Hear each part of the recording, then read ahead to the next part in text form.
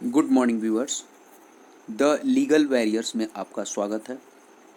आज हम उत्तराखंड पुलिस अधिनियम 2007 का अध्याय 2 पढ़ेंगे। अध्याय 2 का शीर्षक है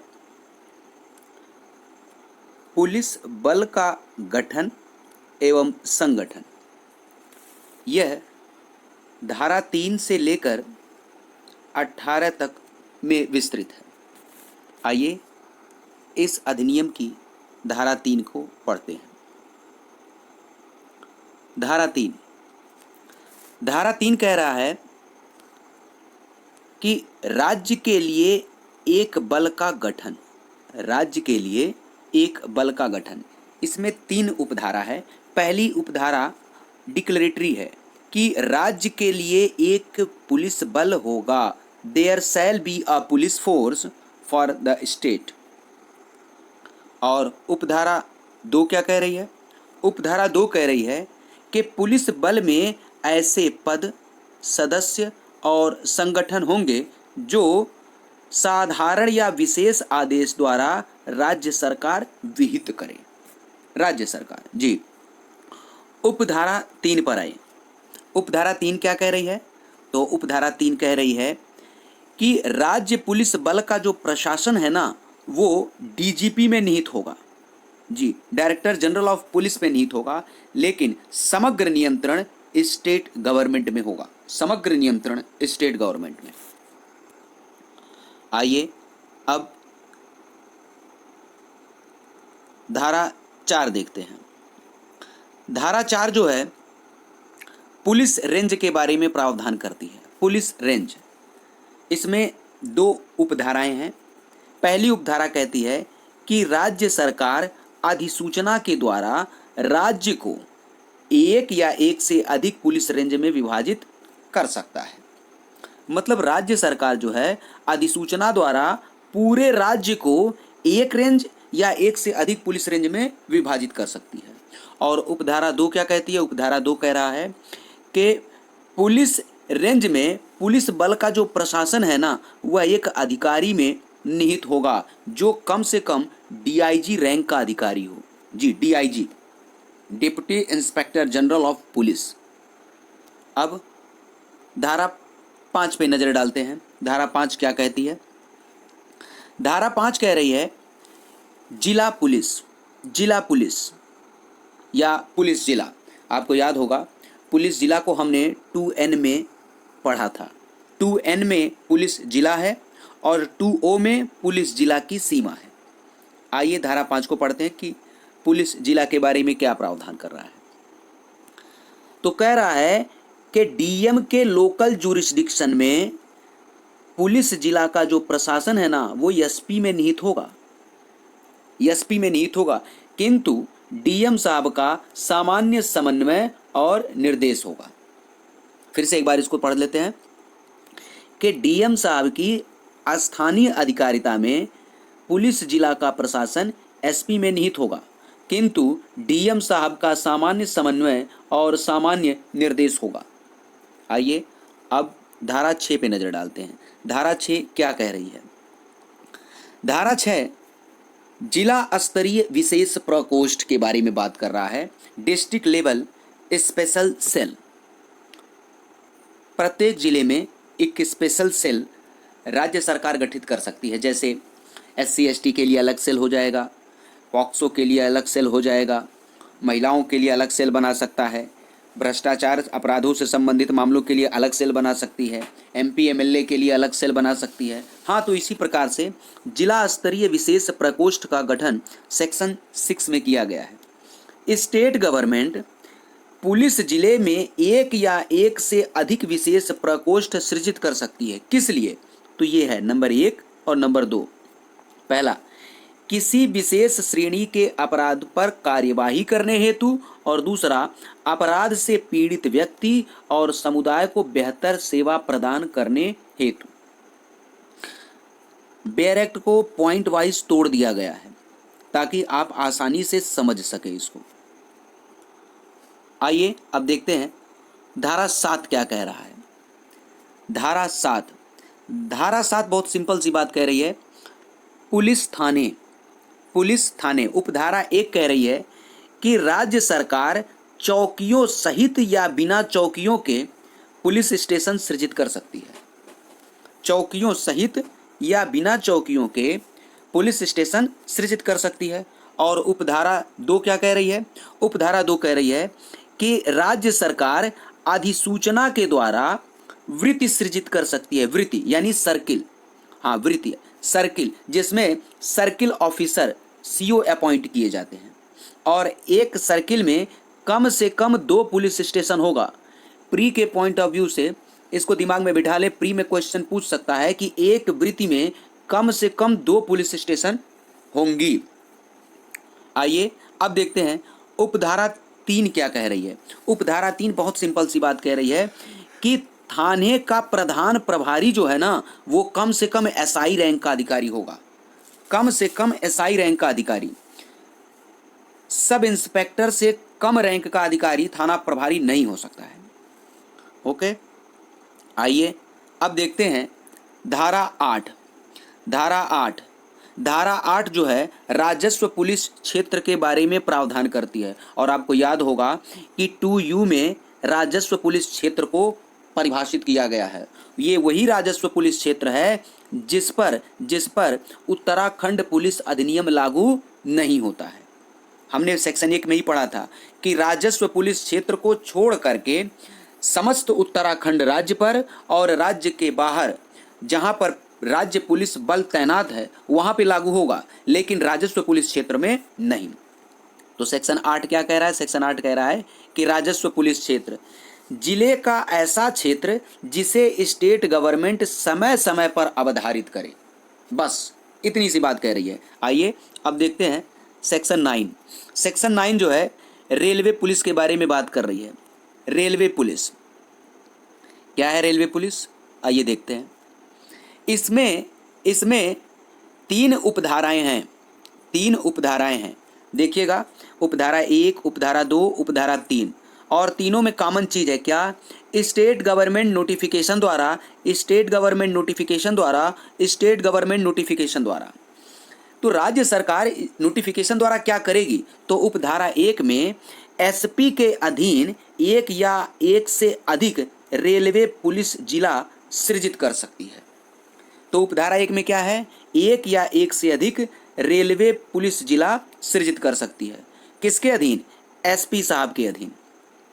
और उपधारा 2 में क्या कह रहा है? उपधारा 2 में कह रहा है कि स्टेट गवर्नमेंट नोटिफिकेशन के द्वारा रेलवे पुलिस जिले को एक या एक से अधिक वृत्ति में विभाजित कर सकती है। वृत्ति का मतलब सर्किल। हाँ, तो रेलवे पुलिस जिले को एक या एक से अधिक वृत्ति में विभाजित कर सकती है, जिसका अधिकारी कौन होगा? असिस्टेंट एसपी या डिप्टी एसपी। हाँ, और उपधारा 3 क्या कह रही है? उपधारा 3 कह रही है कि स्टेट गवर्नमेंट अधिसूचना द्वारा रेलवे पुलिस जिले में एक या एक से अधिक जो है थाने सृजित कर सकती है।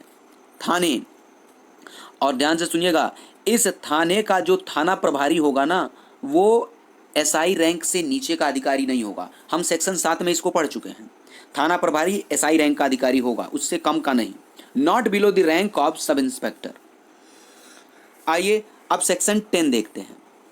सेक्शन 10 क्या कह रहा है? सेक्शन 10 समझने की चीज है। सेक्शन 10 कहता है राज्य अभिसूचना विभाग, state intelligence department. State government साधारण या विशेष आदेश द्वारा राज्य अभिसूचना विभाग सृजित कर सकता है। किस लिए? इन 4 उद्देश्यों को पूरा करने के लिए। 4 उद्देश्य क्या है? डायग्राम में आप देख लीजिए। इधर देखें, स्टेट गवर्नमेंट साधारण या विशेष आदेश द्वारा राज्य अभिसूचना विभाग सृजित कर सकता है इन 4 उद्देश्यों को पूरा करने के लिए। क्या है? अभिसूचना के संग्रह के लिए, समाकलन के लिए, विश्लेषण के लिए और प्रसार के लिए। आइए अब धारा 11 पर नजर डालते हैं। धारा 11 क्या कह रही है? धारा 11 कह रहा है कि राज्य अपराध अन्वेषण विभाग, स्टेट क्राइम इन्वेस्टिगेशन डिपार्टमेंट यानी स्टेट CID, स्टेट CID। क्या कहता है 11? 11 कह रहा है कि स्टेट गवर्नमेंट साधारण या विशेष आदेश के द्वारा अपराध अन्वेषण विभाग सृजित कर सकती है। किस लिए? विनिर्दिष्ट अपराध के अन्वेषण हेतु। स्पेसिफिक ऑफेंस हैं उनके इन्वेस्टिगेशन के लिए। अच्छा, इन विशिष्ट अपराधों का चयन कौन करेगा? इन विशिष्ट अपराधों का चयन राज्य सरकार या DIG साहब स्वयं करेंगे। फिर से एक बार इसको देख लें, रिवाइज कर लें कि राज्य सरकार साधारण या विशेष आदेश द्वारा अपराध अन्वेषण विभाग सृजित कर सकती है विनिर्दिष्ट अपराध के अन्वेषण हेतु, और विनिर्दिष्ट अपराध को जो है राज्य सरकार स्वयं और या DIG साहब विनिर्दिष्ट करेंगे। आइए अब धारा 12 पर नजर डालते हैं। धारा 12 क्या कह रही है? धारा 12 जो है विशिष्ट पुलिस इकाइयों के बारे में प्रावधान कर रही है।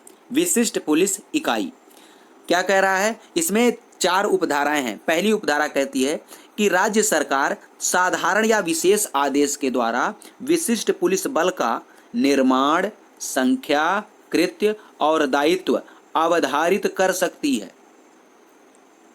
यानी निर्माण कर सकती है, उनकी क्या संख्या होगी ये भी तय कर सकती है, उनके क्या कार्य होंगे ये भी तय कर सकती है, उनका उत्तरदायित्व क्या होगा ये भी तय कर सकती है। और उपधारा 2 क्या कह रहा है? उपधारा 2 कह रहा है कि विशिष्ट पुलिस बल में ऐसा प्रशासनिक ढांचा और पदानुक्रम होगा, हायरार्की होगी, जैसा विहित किया जाए।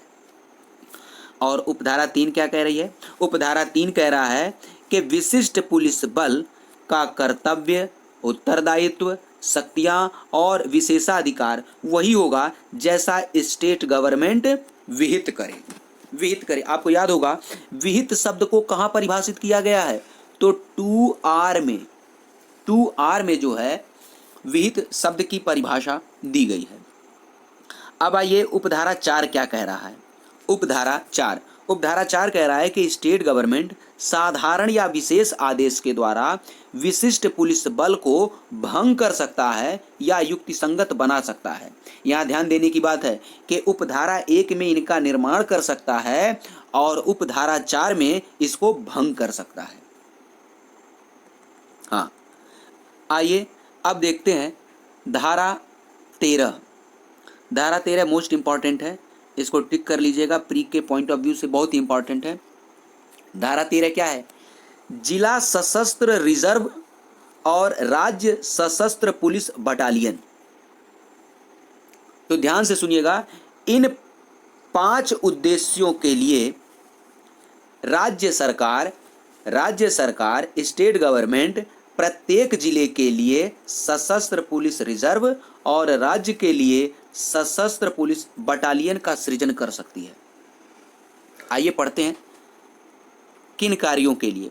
पहला है विधि के प्रवर्तन और व्यवस्था बनाए रखने के लिए, जब शांति भंग की संभावना हो, आपदा प्रबंधन कार्यों के लिए, कैदियों के अनुरक्षण के लिए और सिविल पुलिस की सहायता के लिए राज्य सरकार प्रत्येक जिले के लिए सशस्त्र पुलिस रिजर्व और राज्य के लिए सशस्त्र पुलिस बटालियन का सृजन कर सकती है।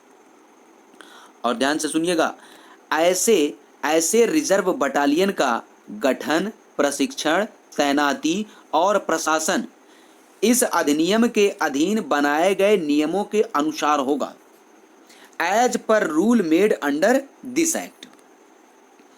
पॉइंट को दिमाग में बैठा लीजिएगा, इसको डायग्राम के जरिए जो है आपको आसानी से समझाया जा सकता है जी।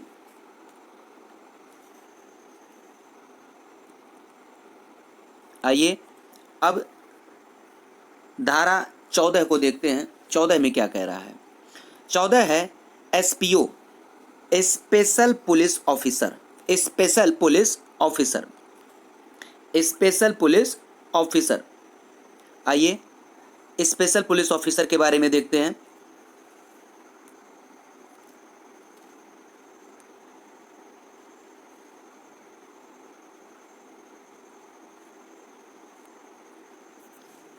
स्पेशल पुलिस ऑफिसर के बारे में, विशेष पुलिस अधिकारी के बारे में कि विशेष परिस्थितियों में विशेष पुलिस अधिकारी एसपी के द्वारा नियुक्त किए जाएंगे। विशेष परिस्थितियों में विशेष पुलिस अधिकारी एसपी के द्वारा नियुक्त किए जाएंगे, लेकिन डीएम साहब से परामर्श करके विशेष पुलिस अधिकारी के बारे में प्रावधान धारा 14 में किया गया है, जो ये कह रहा है कि विशेष परिस्थितियों में विशेष पुलिस अधिकारी की नियुक्ति कौन करेगा? तो एसपी साहब करेंगे। किससे परामर्श करके? डीएम साहब से परामर्श करके। आइए अब धारा 15 को देखते हैं। धारा 15 क्या कह रहा है? धारा 15 ये बहुत ही इंपॉर्टेंट है।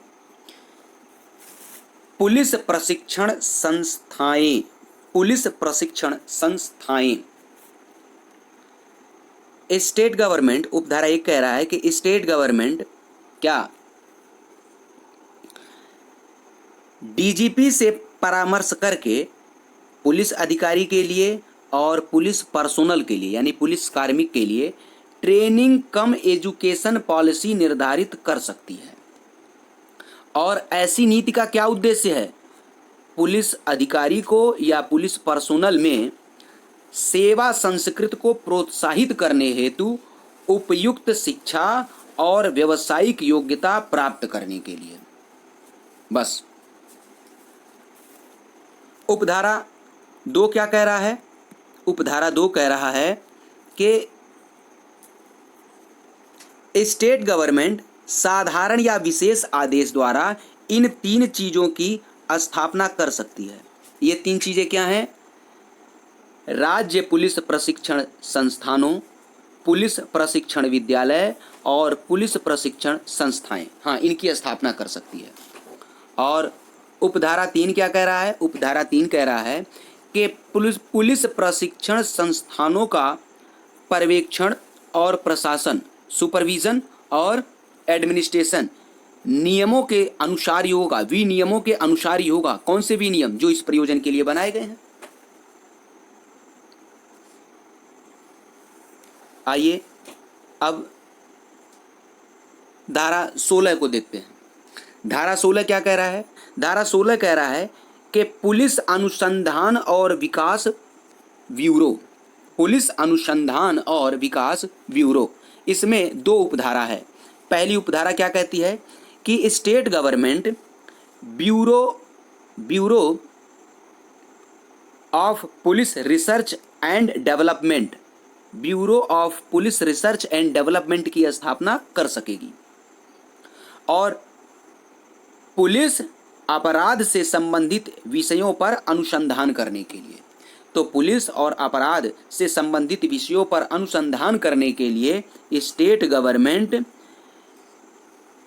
BPRD की स्थापना कर सकेगी, ब्यूरो ऑफ पुलिस रिसर्च एवं डेवलपमेंट। आइए उपधारा 2 देखते हैं क्या कहता है। उपधारा 2 कह रहा है कि ब्यूरो का एडमिनिस्ट्रेशन और वर्किंग कंडीशन कैसा होगा? तो जैसा विहित किया जाए। ब्यूरो का एडमिनिस्ट्रेशन और वर्किंग कंडीशन कैसा होगा? तो जैसा विहित किया जाए। और विहित को मैं बार बार कह रहा हूं कि 2R में परिभाषित किया गया है विहित। हाँ, तैयार करते हुए चले पीछे का भी। आइए 17 देखते हैं। 17 भी इंपॉर्टेंट है, टिक कर लें इसको। तकनीकी और सहायक बल, तकनीकी और सहायक बल क्या कह रहा है?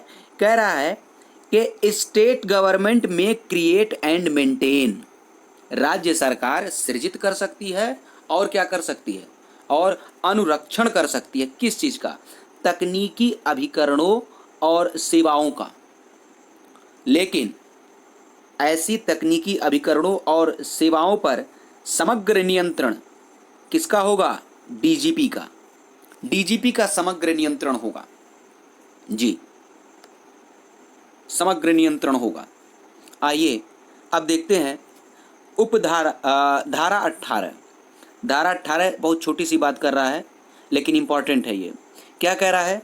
कह रहा है कि स्टेट गवर्नमेंट डीजीपी की सहायता के लिए इन दोनों लोगों की नियुक्ति कर सकेगा।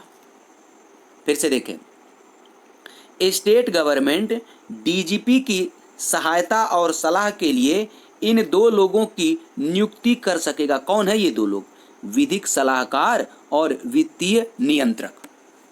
जी, यहां पर आपका चैप्टर 2 समाप्त हो गया।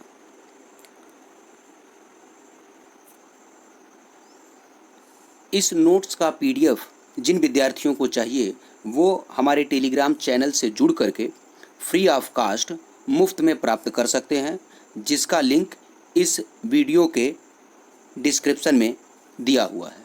उम्मीद है आपको ये वीडियो पसंद आया होगा। धन्यवाद।